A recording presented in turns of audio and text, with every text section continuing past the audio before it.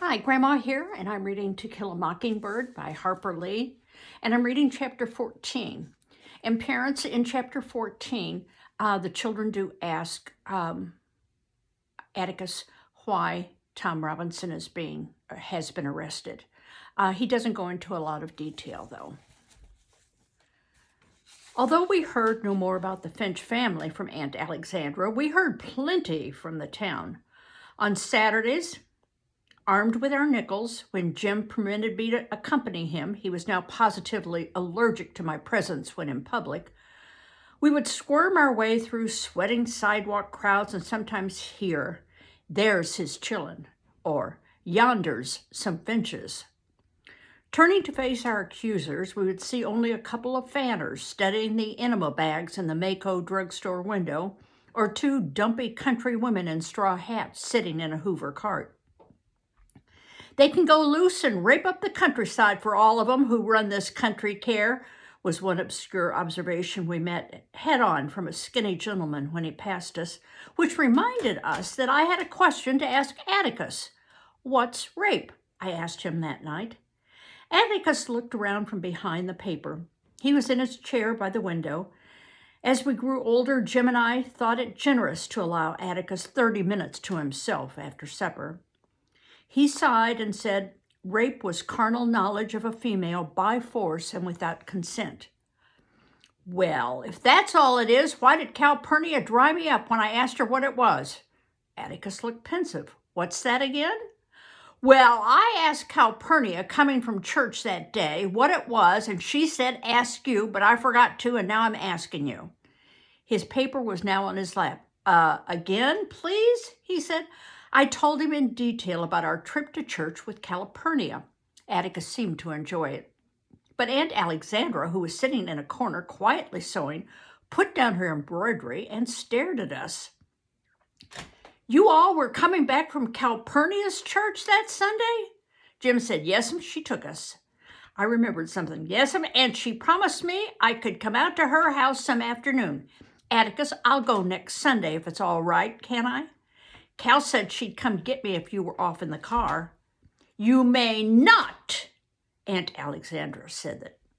I wheeled around, startled, then turned back to Atticus in time to catch his swift glance at her, but it was too late. I said, "I didn't ask you." For a big man, Atticus could get up and down from a chair faster than anyone I ever knew. He was on his feet. "Apologize to your aunt," he said. "I didn't ask her, I asked you." Atticus turned his head, pinned me to the wall with his good eye. His voice was deadly. "First, apologize to your aunt." "I'm sorry, Auntie," I muttered. "Now then," he said, "let's get this clear. You do as Calpurnia tells you, you do as I tell you, and as long as your aunt is in this house, you will do as she tells you. Understand?" I understood, pondered a while, and concluded that the only way I could retire with a shred of dignity was to go to the bathroom, where I stayed long enough to make them think I had to go. Returning, I lingered in the hall to hear a fierce discussion going on in the living room. Through the door, I could see Jim on the sofa with a football magazine in front of his face, his head turning as if its pages contained a live tennis match. "You've got to do something about her," Aunt was saying. "You've let things go on too long, Atticus, too long." "Well, I don't see any harm in letting her go out there. Cal'd look after her there as well as she does here." Who was the her they were talking about? My heart sank. Me! I felt the starched walls of pink cotton penitentiary closing in on me, and for the second time in my life, I thought of running away. Immediately. "Atticus, it's all right to be soft-hearted. You're an easy man, but you have a daughter to think of, a daughter who's growing up." "That's what I'm thinking of. And don't try to get around it. You've got to face it sooner or later, and it might as well be tonight. We don't need her now." Atticus' voice was even. "Alexandra, Calpurnia's not leaving this house until she wants to. You may think otherwise, but I couldn't have gotten along without her all these years. She's a faithful member of this family, and you'll simply have to accept things the way they are. Besides, sister, I don't want you working your head off for us. You've no reason to do that. We still need Cal as much as ever did. But Atticus, besides, I don't think the children have suffered one bit from having them brought up. If anything, she's been harder on them in some ways than a mother would have been. She's never let them get away with anything. She never indulged them the way most colored nurses do. She tried to bring them up according to her lights, and Cal's lights are pretty good. And another thing, the children love her. I breathed again. It wasn't me. It was only Calpurnia they were talking about. Revived, I entered the living room. Atticus had retreated behind the newspaper, and Aunt Alexandra was worrying her embroidery. Punk, punk, punk. Her needle broke the taut circle. She stopped and pulled the cloth tighter. Punk, punk, punk. She was furious. Jim got up, padded across the rug. He motioned me to follow. He led me to his room and closed the door. His face was grave. They've been fussing, Scott. Jim and I fussed a great deal these days, but I had never heard or seen anyone quarrel with Atticus. It was not a comfortable sight. Scout, try not to antagonize Auntie here. Atticus's remarks were still rankling, which made me miss the request in Jim's question. My feathers rose again. You trying to tell me what to do? No, he's got a lot on his mind now without us worrying him. Like what? Atticus didn't appear to have anything special on his mind. It's this Tom Robinson case that's worrying him to death. I said Atticus didn't worry about anything. Besides, the case never bothered us except about once a week, and then it didn't last. That's because you can't hold something in your mind. But a little while, said Jim. It's different with grown folks. His maddening superiority was unbearable these days. He didn't want to do anything but read and go off by himself. Still, every time he read, he passed along to me, but with this difference. Formerly, because he thought I'd like it, now for my education and instruction. Gee, crawling Hova, Jim, who do you think you are? Now, I mean it, Scout. You antagonize Auntie, and I'll spank you. With that, I was gone. You damn morphodite, I'll kill you. He was sitting on the bed, and it was easy to grab his front hair and land one on his mouth. He slapped me, and I tried another. But a punch in the stomach sent me sprawling across the floor. It nearly knocked the breath out of me, but it didn't matter because I knew he was fighting. He was fighting me back. We were still equals. Ain't so high and mighty now, are you? I screamed, sailing in again. He was still on the bed, and I couldn't get a firm stance, so I threw myself at him as hard as I could, hitting, pulling, pinching, gouging. What had begun as a fist fight became a brawl. We were still struggling when Atticus separated us. That's all, he said. Both of you go to bed right now. Ta! I said it, Jim. He was being sent to bed at my bedtime. Who started it? Asked Atticus in resignation. Jim did. He was trying to tell me what to do. I don't have to mind him now, do I? Atticus smiled. Let's leave it at this. You mind Jim whenever he can make you. Fair enough? Aunt Alexandra was present but silent, and when she went down the hall with Atticus, we heard her say, just one of the things I've been telling you about, a phrase that united us again. Ours were adjoining rooms. As I shut the door between them, Jim said, Night, Scout. Night, I murmured, picking my way across the room to turn on the light. As I passed the bed, I stepped on something warm, resilient, and rather smooth. It was not quite like hard rubber, and I had the sensation that it was alive. I also heard it move. What do you think it is? Do you think it's an animal? What kind of animal do you think it is? Well, I first thought it was a snake, but I should have read that it was warm, and so it wouldn't have been a snake. I switched on the light, looked at the floor by the bed. Whatever I'd stepped on was gone. I tapped on Jim's door. "What?" he said. "How does a snake feel?" She thought it was a snake too. "Sort of rough, cold, dusty. Why?" "I think there's one under my bed. Can you come look?" "Are you being funny?" Jim opened the door. He was in his pajama bottoms. I noticed, not without satisfaction, that the mark of my knuckles was still on his mouth. When he saw I meant what I said, he said, "If you think I'm going to put my face down to a snake, you've got another thing coming. Hold on a minute." He went to the kitchen and fetched a broom. "You better get up on the bed," he said. "You reckon it's really one?" I asked. This was an occasion. Our house had no cellars. They were built on stone blocks a few feet above the ground, and the entry of reptiles was not unknown, but not commonplace. Well, that reminded me of a photo that I have, and it is of my grandmother and my great-grandmother standing in front of a house. And as you can see, the house is on pillars made of bricks and stone. They lived in Arkansas, so that's not terribly far from Alabama, and they lived in the South.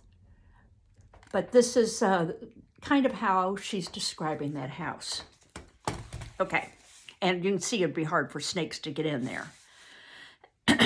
Miss Rachel Haverford's excuse for a glass of neat whiskey every morning was that she never got over the fright of finding a rattler coiled in her bedroom closet on her washing when she went to hang her negligee. Jim made a tentative swipe under the bed. I looked over the foot to see if a snake came out. None did. Jim made a deeper swipe. "Do snakes grunt?" "It ain't a snake," Jim said. "It's somebody." Suddenly, and who do you think it is?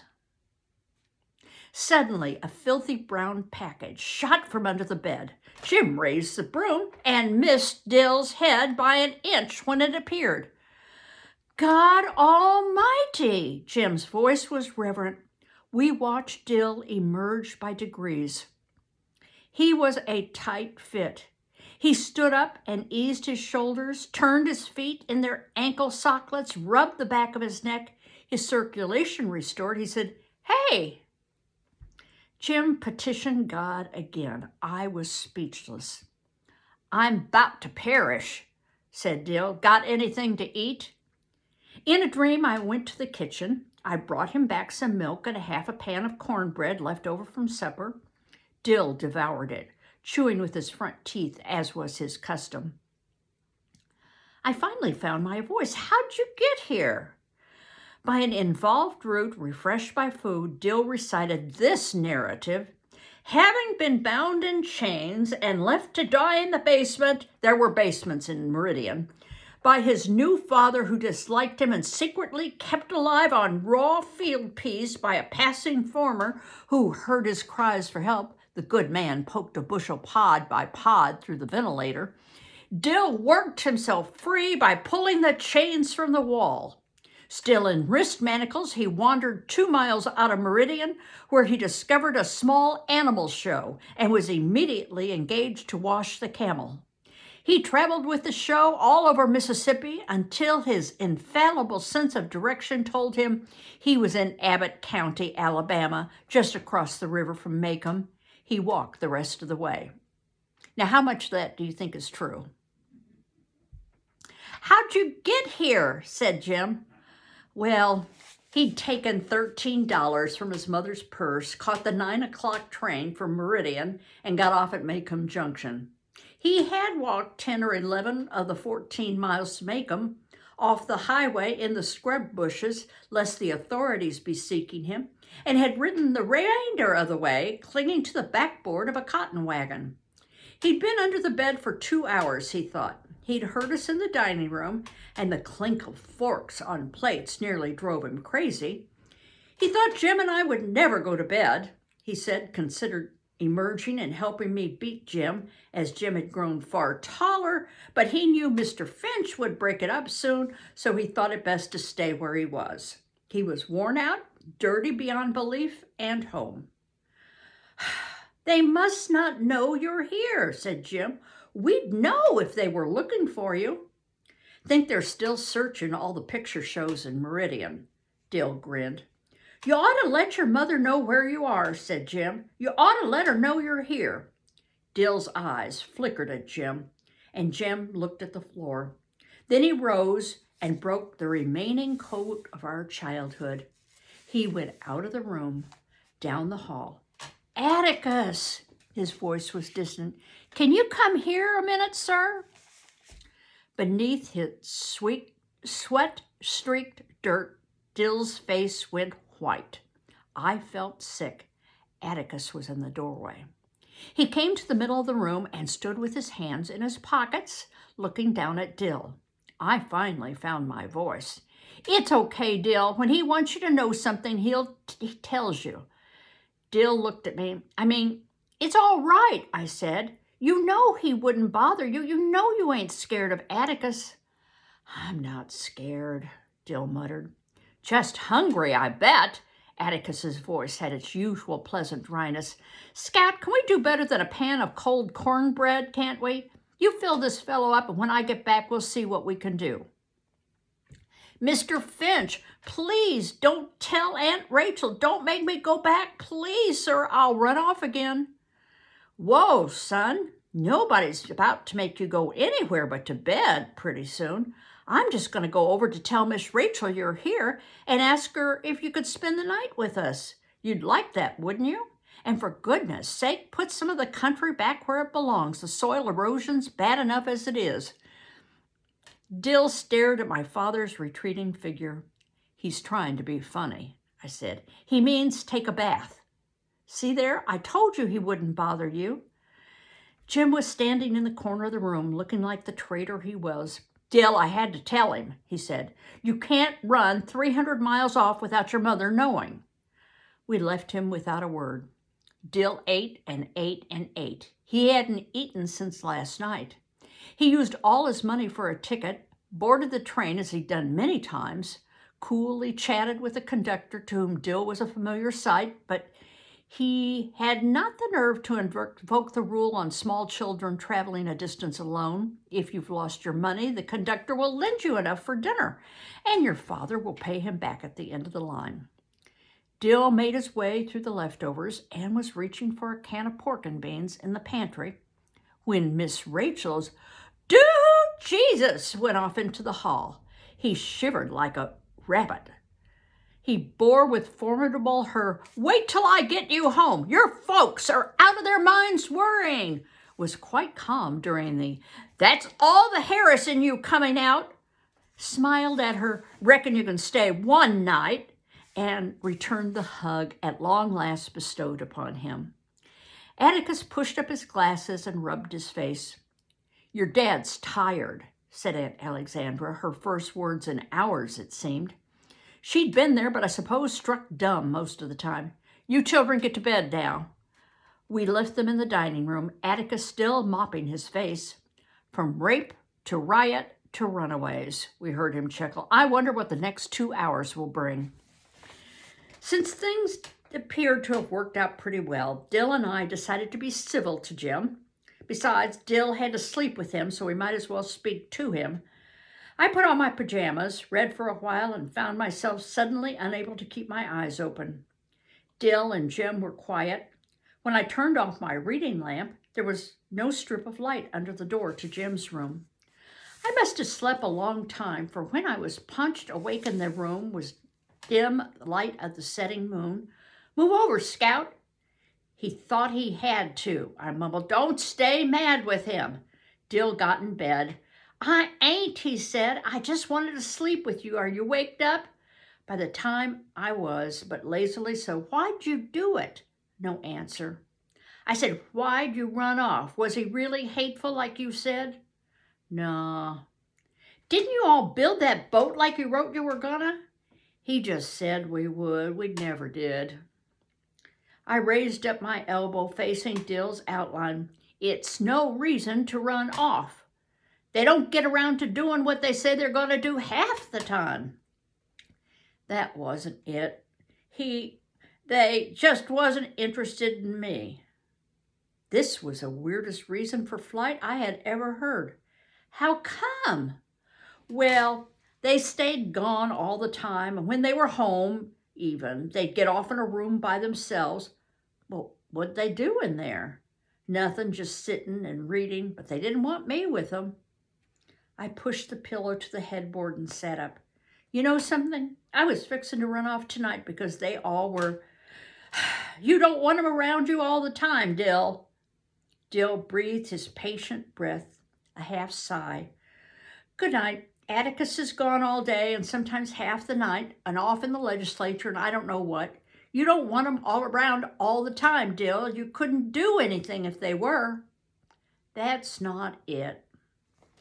As Dill explained, I found myself wondering what life would be if Jim were different, even from what he was now. What I would do if Atticus did not feel the necessity of my presence, help, and advice. Why, he couldn't get along a day without me. Even Calpurnia couldn't get along unless I was there. They needed me. Dill, you ain't telling me right. Your folks couldn't do without you. They must be just mean to you. Tell you what to do about that.